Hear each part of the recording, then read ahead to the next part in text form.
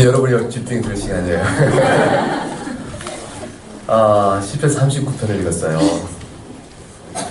이 시편 39편을 썼을 때 이것은 다윗의 시로 되어 있습니다. 다윗이 이걸 썼을 때 상황이 어떠냐면 노년에 이르러서 자기 한평생 살아온 인생을 쭉 돌아보면서 평안하다 싶은 마음으로 쓰고 있는 시가 아니에요. 이 시는 훨씬 다른 상황이에요. 다윗이 죄를 져요. 다윗이 허물을 주 앞에 드러내고 하나님께서 그 다윗을 징계 벌을 내리세요. 그 다윗이 하나님의 징계를 받고 큰 어려움을 겪어요. 몸이 노년이라 육신이 병들고 그리고 연약한 상태로 있으니까 사방에 다윗을 대적하는 모든 사람들이 다윗을 손가락질하고 멸시하고 조롱하고 핍박하고 이런 상황까지 벌어지는 거예요.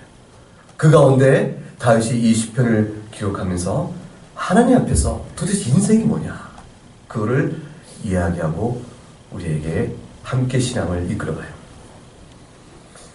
죄 가운데 있는 사람이 노년에 이르러서 하나님의 징벌을 받아서 곤고하고 고통 속에 있을 때 얼마나 비참하고 슬플까? 근데 그런 상태에 있는 상황에서 실세지만 시편 39편은 이렇게 어렵고 어둡고 칙칙한 시편이 아니에요, 사실. 왜냐면 다윗은 이런 고백과 자기 상황을 놓고 이야기하면서 적어도 크게 세 가지를 이 말씀을 통해서 우리에게 말하고 싶고 하고 하나님께 고백하거든요. 첫째 하나는 뭐냐면 인생 자체가 참 도덕다 하는 사실을 고백해요. 인생 자체가 참 도덕고 정말 잠깐 지나가는구나. 그걸 고백하고 두 번째는 자신이 범한 죄로 인해서 하나님께 징벌의 고통을 받으면서 그걸 호소하면서 인생이 참으로 하나님 죄 가운데 있습니다. 이 사실을 다시 한번 하나님께 정직한 고백을 해요. 그리고 세 번째는 그러면 정말 더더욱한 인생살이요. 하나님 앞에서 죄인됨을 고백할 수밖에 없는 그런 인생살인데 어떻게 한 인생을 바르게 살 수 있을까? 소망을 어디에 두고 살까? 인생의 참된 소망에 대해서 그 길이 어디 있는가를 이 시편 속에서 노래를 해요. 그 답은 모든 걸 지으신 창조주 하나님이시요 모든 죄를 사하신 하나님 그 사랑과 그를 의지하는 것 외에는 다른 인생의 참된 소망이 없다. 그것이 시편의 결론을 우리에게 주는 거죠. 첫 번째, 시편에서 말하고 있는 인생의 덧없음과 허망함에 대해서 어떻게 말했는가 본문을 통해 살펴볼까요? 4절 말씀 읽어보세요. 여호와여 나의 종말과 연한이 언제까지인지 알게 하사 내가 나의 연약함을 알게 하소서. 자신이 비록 경건한 자이었지만 자신이 하나님 앞에서 내가 나의 연약함을 알게 하소서라는 말씀 속에서 하나님 앞에서 의인이요 종교인이요 하나님 예배하는 자로 산다고 하였지만 그 말씀을 이렇게 늘 마음에 두고 살려고 하지만 죄의 충동을 이기지 못해서 어떤 시험의 기회에 그냥 무너져 버렸던 자기 모습. 그 모습 앞에서 징계를 받으며 인생이 정말로 스스로는 견고하지 않다. 이 사실 깨닫게 되는 거예요. 경건하게 사는 자라 할지라도 내가 사는 인생이 결코 그 자체로는 견고하지 못해요. 우린 다 연약한 인생이요. 그저 확 힘을 주면 부서지고 마는 그런 인생과 같다. 하나님 앞에서 말씀을 가지고 자신의 심령을 살피고 경건하게 살고자 애쓴 사람이라 할지라도 다윗이 그랬을 것이다. 다윗이 게으르고 나태하고 죄악을 사랑하는 사람이 아니요 하나님께 그 중심에 내가 사랑하는 사람이었기 때문에 그 특별한 믿음의 사람이 붙어있는데 그조차도 무너져 하나님 앞에서 죄를 범하는 인생이라면 보통의 사람이야 오죽하겠으며 더군다나 악인이라면 오죽하겠는가. 그 악인의 인생이 과연 견고하겠는가. 경건한 자의 실족도 하나님께서 징계하시면 그냥 무너져가는 인생일진데 악인이 제 아무리 자기가 힘과 능력과 자랑과 재물로 자기 인생을 세웠다 할지라도 하나님께서 그 인생을 만지시면 한순간에 무너지는 것은 뻔한 일이 아니겠는가. 5절 말씀 읽어보세요. 주께서 나의 날을 한 뼘 길이만큼 되게 하심에 나의 일생이 주 앞에는 없는 것 같사오니 사람이 그가 든든히 서 있는 때에도 진실로 모두가 허사뿐입니다. 하나님, 우리 인생이 한 뼘 길이만큼 됩니다. 이 고백 속에는 창조주 앞에 서 있는 인간 피조물의 절절한 인식이에요. 만물을 지으신 하나님이 어떤 분이신가 생각하고 그 앞에 한 인생을 살면서 자신을 돌아볼 때 한 뼘 길이라 했어요. 한 뼘 길이. 그러니까 이 말은 뭐겠어요? 잠깐 지나는 인생에 불과하다는 사실을 아주 시적으로 표현하고 있는 것이죠. 하나님께서 인생을 그리하셨으니 영원하신 창조주 하나님 앞에서 인간의 존재는 본래부터 존재 자체가 없는 것과 같나이다. 사람이 5절 하반절에 든든히 서 있다 할지라도 진실로 모두가 허사입니다 그랬어요. 사람이 언제 든든히 서 있다 싶으면 자부심을 가질 때가 있어요. 자신이 성취한 것을 믿을 때, 그리고 목적 헌방할 일을 위해 있을 때, 그것이 세상 사람들이 인정할 만한 돈이요, 권력이요, 명예요, 학식이요, 그 어떤 것이라도 자기가 좀 이렇게 든든히 섰다 싶을 때 하나님 앞에서는 잠깐 있다마는 인생인데 그것이 무슨 의미가 있겠냐는 것이죠. 그것이 한순간에 그 자체가 가치가 없는 것은 아니겠지만 그것이 하나님 앞에서는 존재가 없는 것 같은 인간의 일이니 과연 허망한 일 이외에 다른 무엇이 있겠는가? 예외가 없다는 것이. 모두가 허사뿐이니 사람이 하는 일에 예외가 없다. 인생이 더덥고 짧고 허무하며 죽음에 밀려오며 연기처럼 또는 안개처럼 잠깐 있다 사라지는 것이라면 사람 자체가 있다 없어지는 게 잠깐이에요. 따라서 사람 자체가 존재를 자기 스스로 갖고 있지 못하고 있다면 그런데 그가 행하는 일 자체가 스스로 의미와 존속의 가치를 갖겠냐 그것이죠. 6절 그래서 이렇게 말합니다. 읽어보세요. 진실로 각 사람은 그림자같이 다니고 헛된 일로 소란하며 재물을 쌓아나 누가 거르는지 알지 못하리라. 이 모든 사실 생각하고 인생을 살펴보면 참 미련한 것이야. 온 세상 사람들이 각기 자신이 그림자와 그림자처럼 불과한 그런 그림자에 불과한 존재라는 사실을 뻔히 우리가 보내보고 있는데 마치 스스로 자기가 존재인 양 살아 실체가 있는 자처럼 살아가며 무슨 일로 바쁜가 했더니 헛된 일로 열연하고 바쁘다. 무슨 일에 열심인가 했더니 재물을 쌓는 일에 열심이다. 그러나 그 인생이 잠깐 지나면 그 쌓아놓은 재물은 누가 쓰겠냐? 존재하지 않는 것과 같은 존재가 마치 영원히 존재하는 자처럼 요란을 떨고 애를 쓰지만 그것은 결국 소란스러운 일뿐이요 헛된 일에 지나지 않는다. 분주하게 떠들썩거리고 근심하고 고민하고 궁금하고 마음과 몸을 상하게 하며 그 일을 분주하게 애를 쓰지만 그러나 헛되다라고 말합니다. 재물을 쌓아도 헛되고 그나마 누가 가져가는지 모른다. 그런데 이와 같이 다윗이 인생의 허망과 연약함과 무상함을 이야기하면서 거기에 더하여 자신이 범죄함으로 인해서 하나님께 받은 징벌의 고통을 호소하고 인생 자체가 그나마도 죄의 본질 안에 있다라는 사실을 이야기합니다. 8절 말씀 볼까요? 나를 모든 죄에서 건지시며 우매한 자에게서 욕을 당하지 아니하게 하소서. 다윗이 깨닫는 것은 보편적인 인생의 지각 정도가 아니에요. 인생이 잠깐 있다라는 것은 보편 인생, 하나님을 모르는 모든 보편 인생도 깨닫는 것이기 때문에 누구나 깨닫는 그 정도의 지각을 다윗이 말한 것이 아니고 더욱 깊은 것은 뭐냐면 그나마 그 인생이 죄 중에 산다라는 사실입니다. 다윗이 범죄를 하니까 정신 번쩍 드는 게 하나 있는 거예요. 하나님을 생각하게 된 거예요. 평소에도 하나님을 늘 생각하는 종교인으로 살았을 텐데 신앙인으로 살았을 텐데 그가 하나님을 다시 한번 정신 차리며 생각하게 되어져요. 자신이 죄를 범하고 허물 속에서 하나님이 징벌의 손을 대시자 하나님께 대한 자신의 모든 배신과 불순종 속에서 깊이 뿌리 박힌 자기 영혼의 정체성과 그것을 보게 되는 것이죠.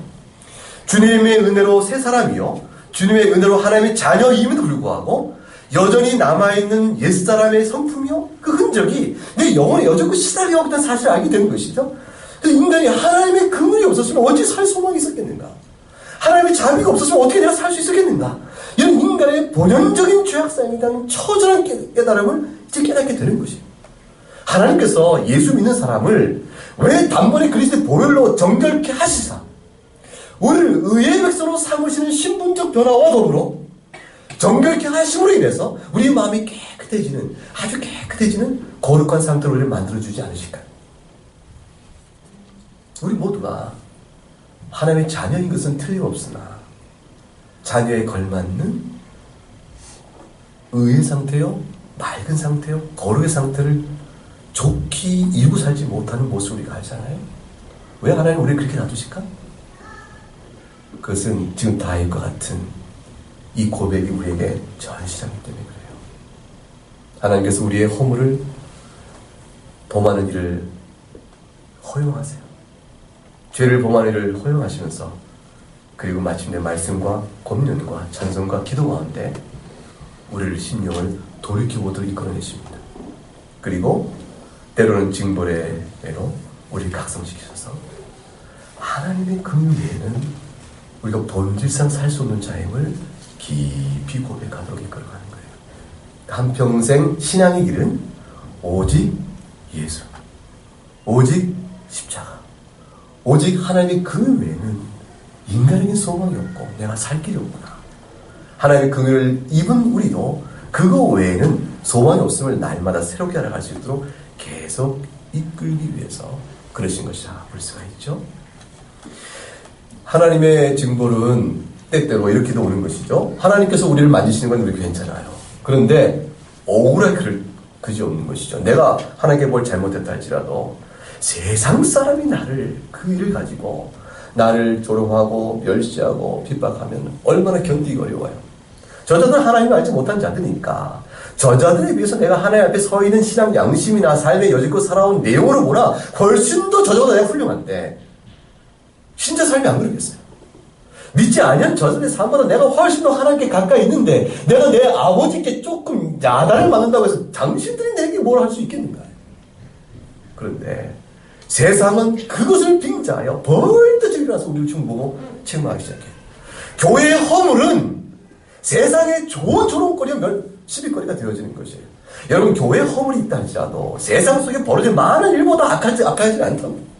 우리의 교회에 많은 허물이 우리가 드러날 때 속상하고 아프지만 세상 어느 집단이 하는 것보다 악하겠는가? 상대적으로 저울에 놓고 달아보면 조금 더 낫지 않을까?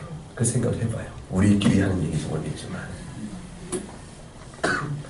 신자는 그 순간에 세상을 향한 손가락질 한번 대적해야 되는가라는 것이에요.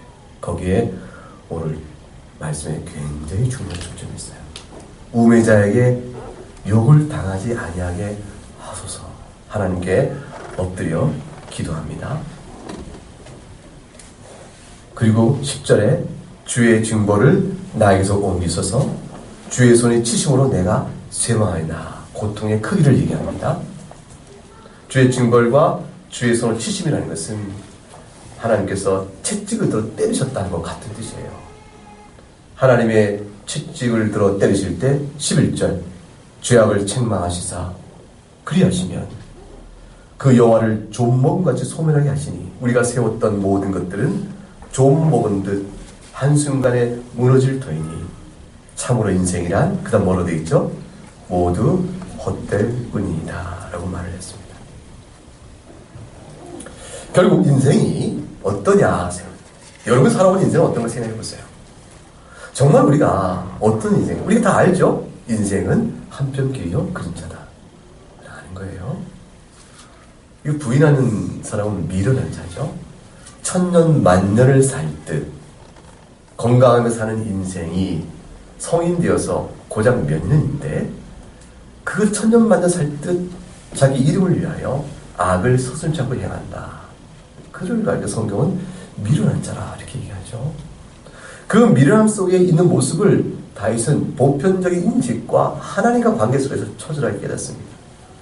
그런데 시편 39편이 주는 중요한 교훈은 우리가 인생이 짧다는 것과 죄라는 것, 이 두 사실에 머물러 있지 않고 그 가운데 세상이 나를 조롱하고 하나님 앞에 허물로 인하여 나보다 악한 세상이 나를 더 능멸하러 다가올 때 내가 어떻게 처신하며 주 앞에 엎드리고 이 질문에 대한 답을 준다는 점이 참 귀합니다. 시편 39편의 말씀의 1절을 한번 보세요. 1절과 2절의 말씀 읽어보겠습니다. 내가 말하기를 나의 행위를 조심하여 내 혀로 범죄하지 아니하리니 악인이 내 앞에 있을 때에 내가 내 입에 재갈을 먹이리라 하였도다. 내가 잠잠하여 선한 말도 하지 아니하나니 나의 근심이 더 심하도다. 그랬습니다. 내가 하나님 앞에서 나의 행위를 조심하여 내 혀로 범죄하지 아니하기 위해서 내 입에 재갈을 먹입니다. 누구와 내 앞에 있을 때? 악인이 내 앞에 있을 때라고 말을 해요. 내가 할 말이 왜 없겠어요? 내가 하나님 앞에 허물을 입어서 하나님이 나에게 손을 대셔서 내가 주 앞에서 주의 긍휼과 용서 외에는 살 수 없는 자를 깨우쳐 주시는 은혜를 입은 것인데 나는 비록 주 앞에서 범죄한 자지만 하나님 나를 용서하셔서 부으시고 계신 거잖아요. 근데 하나님 앞에서 막연한 사랑을 느끼고 있는 것이죠. 하나님이 징계하시나 그래서 하나님 나를 사랑하시고 내가 아는 것이요. 하나님의 자녀이기 때문에 나를 돌이켜서 나를 거룩하게 이끄시기 위해서 나에게 은총과 자비로 나의 인생을 만들고 계신 것인데 그냥 하나님 앞에 내 관계는 바로 쓰고 있는데 이 죄인들이 우매자들이 악인들이 나를 조롱하고 다가올 때 여보시오 당신은 입 다무시오 내가 하나님 앞에 회개한 자요 내가 주의 받은 은혜가 크고 당신 나에게 말할 바 뭐 어때요? 이렇게 내가 그들에게 말할 수도 있지만 입에 재갈을 먹인다고 말합니다. 왜냐하면 이절에 잠잠한 까닭은 선한 말도 조차도 하지 아니하고 왜 그럴까요? 1절에는 뭐라 했냐면 내 혀로 범죄하지 않기 위해서라 이렇게 말합니다. 결국 사람이 이 문제에 대해서 다툼이 일어나기 시작하면 시비를 가리기 시작하면 하나님 앞에서 회개한 자의 심령이 사라지고 악인과 쓸모없는 언쟁과 다툼 속에서 스스로 또한 죄의 죄를 더해가는 인간의 연약한 모습을 너무 잘 알기 때문이죠. 그래서 입을 다물어 버리는 겁니다. 조롱해도 참고 능멸해도 참고 핍박해도 이를 다무는 것이죠. 그 하나님 앞에서 관계만 바라보는 거예요.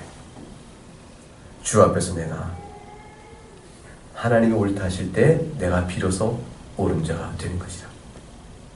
그 3절에 그렇게 되어지니까 그 마음속이 뜨거워서 견딜 수가 없는 거예요. 불화가 일어나는 것이죠. 마음속에서 격동하는 심령이 일어나고 하나님 앞에서 율법에 어긋나는 일을 하고 행한 말들을 하지 않도록 하기 위해서 모든 것을 참고 견디는데 그 심령이 뜨거워서 무엇이라도 말하지 않으면 견딜 수 없는 상황까지 치밀어 오르니까 그때에 비로소 3절 두 번째 문장이 뭐라고 하겠어요? 어떤 소리를 읊조린다고 되어 있습니까? 작은 소리로 신음소리를 내는 겁니다. 그때서야 주님 앞에서 신음소리를 내는 것이죠. 하나님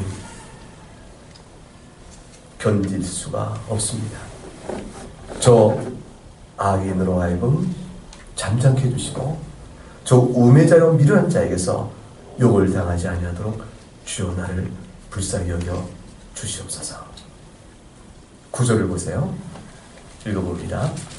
내가 잠잠하고 입을 열지 아니함은 주께서 이를 행하신 까닭이니이다. 아주 중요한 고백을 합니다.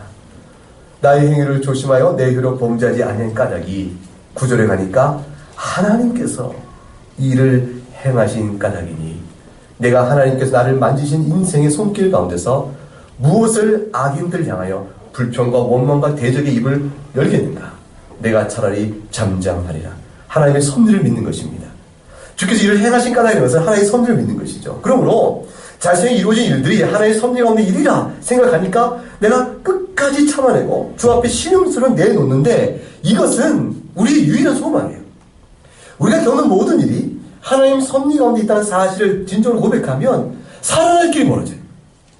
하나님이 이 일을 아시고 계신다는 것과 하나님이 이 일이, 내게 미친 이 일이 하나님의 섭리가 있다는 사실을 알게 되어지면 따로 그 하나님을 바라보면 선한 소망과 살 길도 열어지는 것이죠.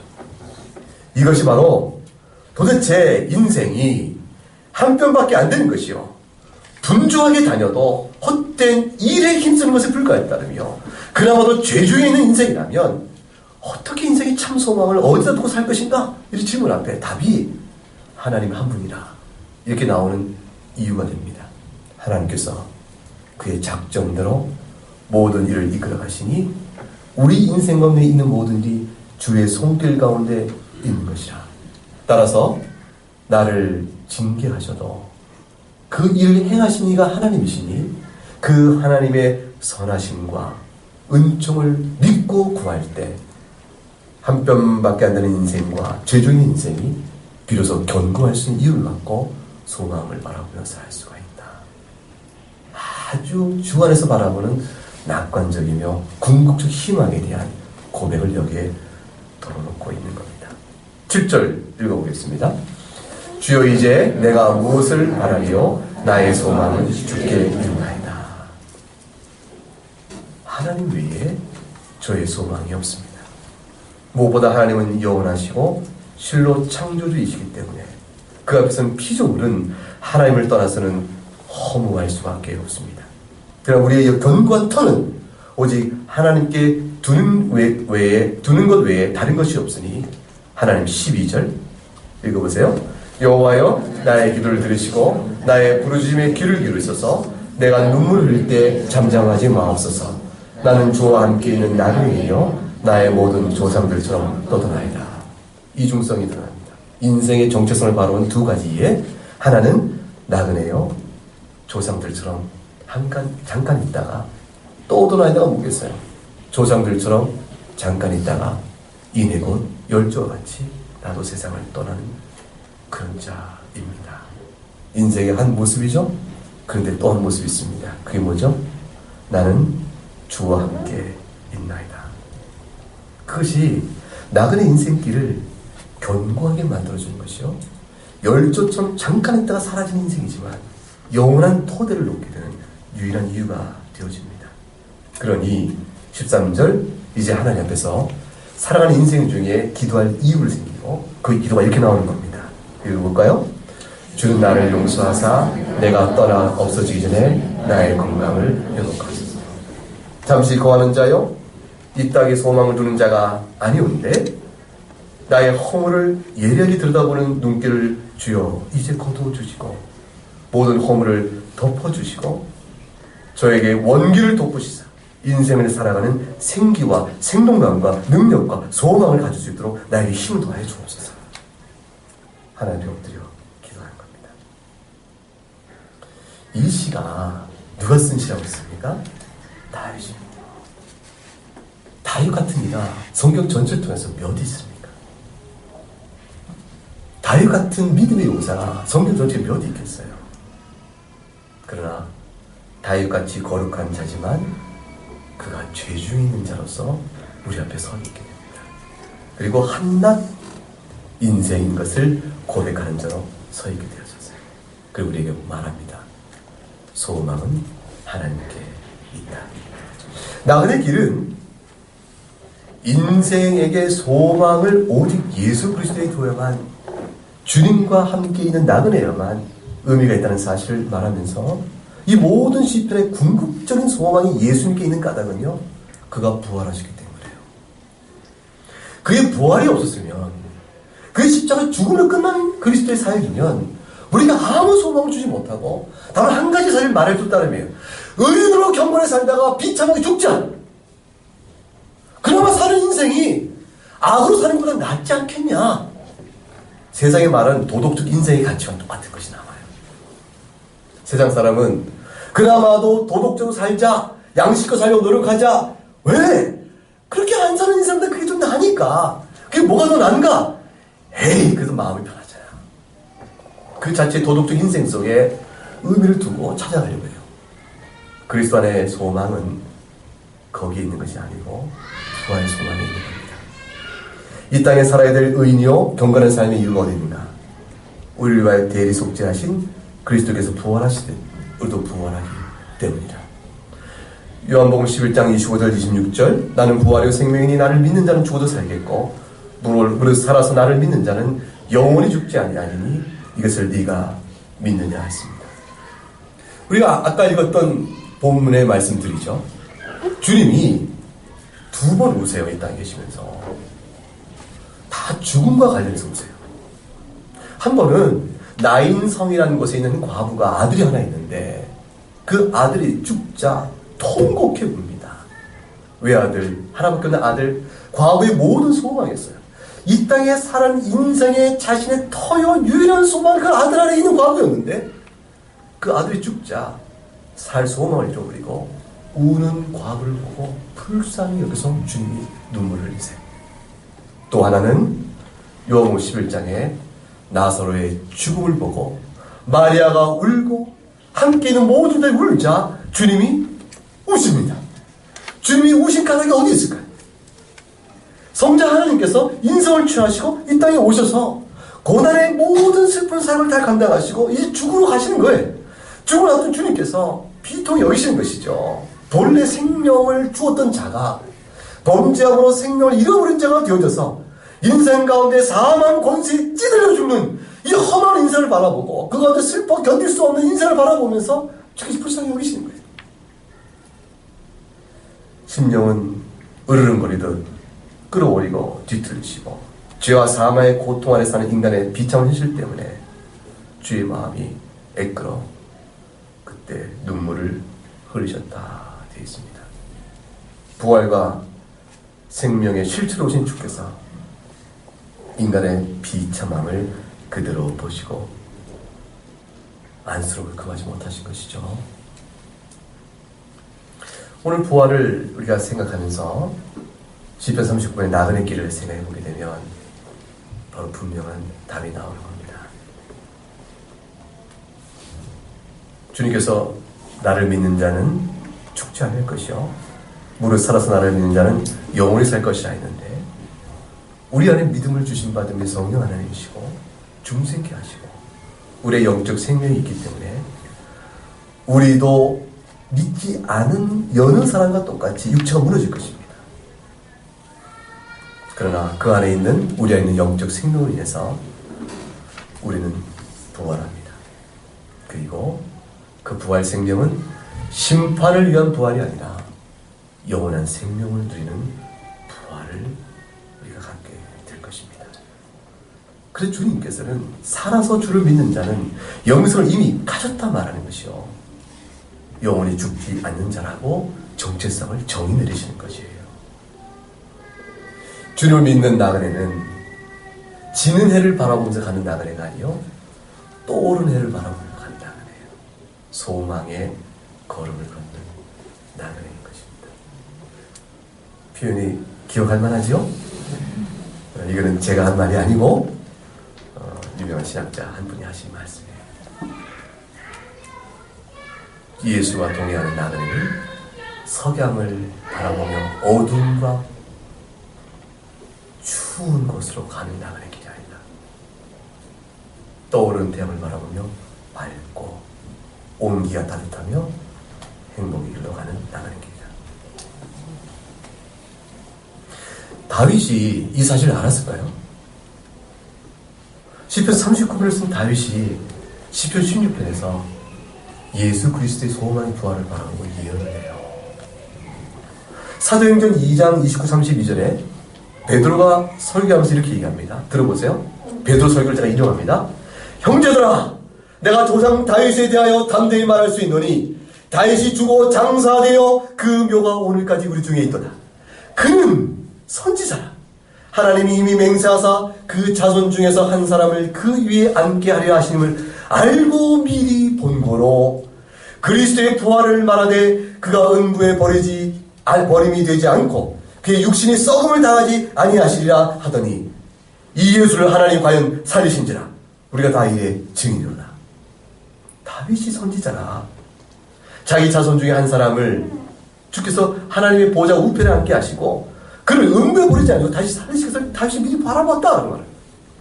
그가 어떻게 해요? 선지자이기 때문에.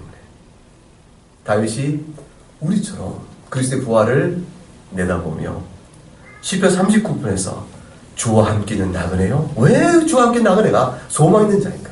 왜 하나님께만 소망을 두어야 하는가? 이것을 노래할 수 있었던 이유를 알 수가 있죠. 시편 16편 11절에서 다윗이 과연 베드로 말대로 이 감격에 벅차서 이렇게 노래를 했습니다. 들어보세요. 주께서 생명의 길을 내게 보이시니 주의 앞에는 충만한 기쁨이 있고 주의 오른쪽에는 영원한 즐거움이 있나이다.